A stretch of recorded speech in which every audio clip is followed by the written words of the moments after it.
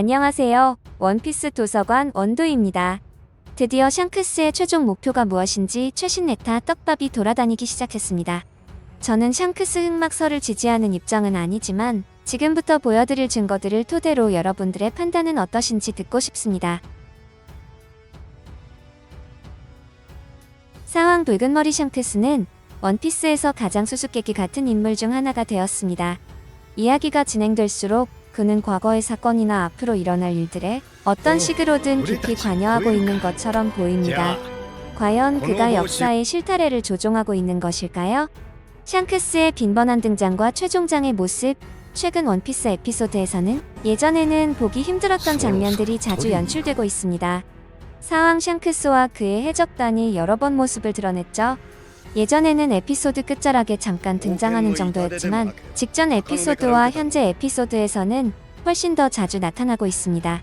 현재 엘바프에서의 사건들과 과거 회상 양쪽 모두에서 샹크스는 큰 비중을 차지합니다. 최근 그가 천룡인 피거랜드 가문 출신이며 신의 기사단을 이끄는 가문의 일원이라는 사실이 밝혀졌습니다. 그의 형제는 이미 엘바프의 등장에 샹크스에 대해 언급했고 과거 회상에서는 그가 성지 마리조아로 갔을 때의 여정도 그려졌습니다. 왜 샹크스는 점점 더 자주 등장하며 과거와 미래의 사건들에 깊이 연관되어 있을까요? 아주 오래전 원피스 현재 초기의 오다 작가는 샹크스에 대해 흥미로운 코멘트를 남겼습니다. 샹크스가 만화에 자주 등장하게 되면 원피스 이야기가 최종장에 들어섰다고 생각해도 좋습니다. 이렇게 말을 했죠. 최종장에서 샹크스의 빈번한 등장은 우연이 아닙니다. 우리는 이미 만화의 최종 단계에 와 있습니다. 오다 작가는 와노쿠니 편이 끝나고 최종장을 준비하기 위해 한 달간 휴재를 가지기도 했죠. 로저의 죽음 이후 역사를 조종하는 샹크스. 샹크스는 원피스 결말에 얼마나 중요할까요?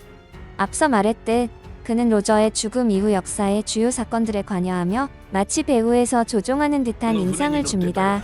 아직 샹크스의 과거가 완전히 밝혀지진 않았지만 그 과거가 드러나면 그가 어떻게 지금까지 상황을 통제해 왔는지 더 잘 이해할 수 있을 것입니다. 물론 모든 것을 통제하진 못했을 겁니다.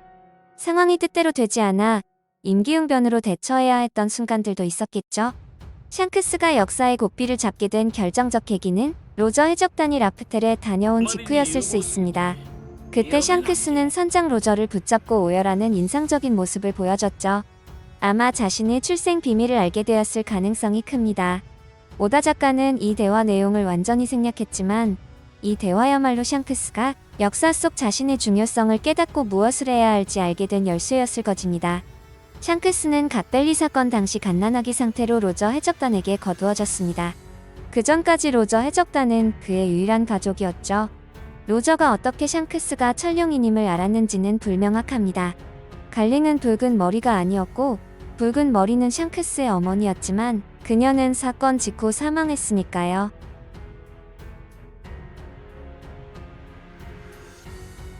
그리고 마리조아 잠입의 진짜 목적이 어쨌든 샹크스는 자신의 출생을 알게 되었고 마리조아로 향했습니다. 표면적으로는 천룡인의 지위를 되찾으러 간 것처럼 보였지만 진짜 목적은 따로 있었을 겁니다. 14년 전 가바는 샹크스를 운명의 아이라고 불렀습니다. 샹크스가 마리조아에 도착한 지 1년 후였고 가반과 샹크스는 10년 만에 만난 것이었죠. 샹크스는 로저 해적단 시절부터 이미 자신이 운명의 아이라는 것을 알고 있었을 겁니다. 이것이 로저와 나눈 대화의 핵심 중 하나였을 수 있습니다. 샹크스는 마리조아에서 자신이 다른 천룡인들처럼 특권의식을 가진 척 연기했을지 모릅니다. 하지만 기회가 오자마자 신의 기사단으로 승진하기 직전에 사라져버렸고 그는 이무와 심해의 계약을 맺기를 거부했습니다. 마리조아에 간 진짜 목적은 지위 회복이 아니었으니까요. 흥미롭게도 샹크스가 마리조아를 떠난 직후 그는 니카의 전설적인 열매를 후송하던 정부 배를 공격했습니다. 이건 우연이 아닙니다. 샹크스가 마리조아에 간 진짜 목적은 이 전설의 열매에 대한 정보를 얻기 위해서였을 가능성이 큽니다. 자신이 운명의 아이라고 믿었던 샹크스는 어쩌면 그 열매를 직접 먹을 계획이었을지도 모릅니다. 하지만 그가 통제할 수 없었던 변수가 발생했습니다. 바로 선장 로저와 같은 꿈을 가진 소년 루피가 나타나 그 열매를 먹어버린 것입니다. 주인공에서 인도자로 샹크스는 운명의 아이라 불렸지만 루피와 그의 꿈을 알게 된 후 루피가 진짜 운명의 아이일 수도 있다는 것을 깨달았을지 모릅니다. 아니면 자신은 운명의 아이가 맞지만 그 역할이 직접 세상을 구하는 것이 아니라 세상을 구할 사람을 찾아내고 이끄는 것임을 깨달았을 수도 있습니다. 레일리 또한 샹크스에게 루피 이야기를 듣고 샤봉디 제도에서 루피를 만난 후 샹크스 대신 루피에게 모든 기대를 걸게 되었습니다. 로저 해적단은 세계의 진실을 알았지만 오하라의 학자들처럼 해독할 수는 없었습니다. 하지만 루피 일행에는 로빈이 있으니 그들은 로저 해적단과는 다른 결론에 도달할 수 있겠죠. 가바는 아직 샹크스가 운명의 아이라 믿고 있지만 엘바프 편이 끝나면 레일리나 샹크스처럼 생각이 바뀔지도 모릅니다. 샹크스는 마리조아에서 전설의 열매 정보 외에도 정부의 불사신인 신이 기사들과 이모를 쓰러뜨릴 비밀을 알아냈을 확률이 매우 높습니다. 그는 6년 전 상황이 되었는데 그가 로키를 엘바프에 감금한 시기와 일치합니다. 로키는 세계를 정복할 수 있는 엘바프의 금지된 열매를 가지고 있는 것으로 보입니다. 만약 샹크스가 니카가 돌아올 날을 위해 로키를 가둬둔 것이라면 어떨까요? 아버지의 죽음 이후 통제불능이 된 로키는 최종 전쟁의 핵심 열쇠가 될 인물입니다. 샹크스는 그를 보호하고 훗날 성장한 로키가 엘바프에 와서 그를 만날 때까지 기다리게 하기 위해 그를 가둬둔 것일 수 있습니다. 원피스에서는 모든 일이 정해진 시간에 일어나야 합니다. 로저는 너무 일찍 도착해서 꿈을 이루지 못했습니다. 시라호시의 탄생과 각성, 루피가 열매를 먹고 각성하는 것, 와노쿠니의 계곡, 그리고 니카에 의한 로키의 해방까지 모든 것은 정해진 때가 있습니다. 샹크스는 그 정해진 시간에 맞춰 모든 조건이 갖춰지도록 개입해왔습니다. 정상전쟁 때 마린포드에 나타나 루피의 탈출을 도운 것도 결정적이었습니다. 그가 오지 않았다면 루피는 죽었고 니카의 각성도 없었으며 정부를 막을 자도 없었겠죠. 샹크스는 운명의 흐름이 끊기지 않도록 결정적인 순간마다 개입해 온 것입니다. 샹크스는 의심할 여지 없이 역사의 흐름을 조종하고 있습니다. 하지만 이제 그도 원피스 쟁탈전에 뛰어들었습니다. 자신이 이끌어온 선택받은 자의 직접적인 라이벌이 된 셈이죠. 이번 최종 전쟁에서 샹크스의 진짜 역할이 무엇일지, 그가 아군으로 남을지 적으로 돌아설지 지켜보는 것은 매우 흥미로울 것입니다. 로저에게서 밀짚 모자를 물려받았음에도 불구하고 해적왕의 길을 포기한 그의 선택은 이 단계에서 새로운 의미를 갖게 됩니다.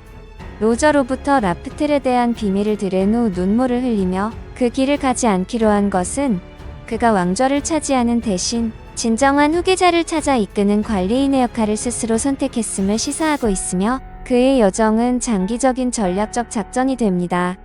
그는 니카 열매의 진정한 가치를 알고 있었고 이를 훔쳐 이스트블루로 향한 것은 차세대 조이보이 후보를 물색하기 위함이었을 가능성이 높다고 봐야 합니다. 본래는 로저의 아들인 에이스를 염두에 두었을 수 있으나 운명의 장난으로 루피가 열매를 먹게 되자 샹크스는 주저없이 이를 새로운 올바른 운명으로 받아들이고 자신의 모든 것을 투자하는 결단을 내렸다는 것입니다. 샹크스의 행동은 단순한 수호자의 역할을 넘어서고 있으며 로저 해적단은 공백의 100년에 대한 진실을 발견했지만 우리는 너무 빨랐다고 결론 내렸다는 것을 보았을 때 이는 고대 예언의 실현이 특정 인물이나 특정 시기 등 아직 충족되지 않은 조건들을 필요로 함을 암시하고 있습니다. 로저에게서 직접 그 진실을 전해 들은 샹크스는 새로운 시대의 여명을 위해 필요한 지정학적 전제 조건들을 완벽하게 이해하고 있었을 것입니다. 따라서 그의 행동들, 3대 세력의 균형을 유지하고 시기상조의 전쟁을 막으며 멀리서 루피를 보호하는 것은 강력한 해적의 말바꿈이 아닙니다. 이는 역사적 통찰력을 가진 자가 미래의 예언에 현재를 맞추기 위해 세계의 판도를 정밀하게 조율하는 행위가 됩니다.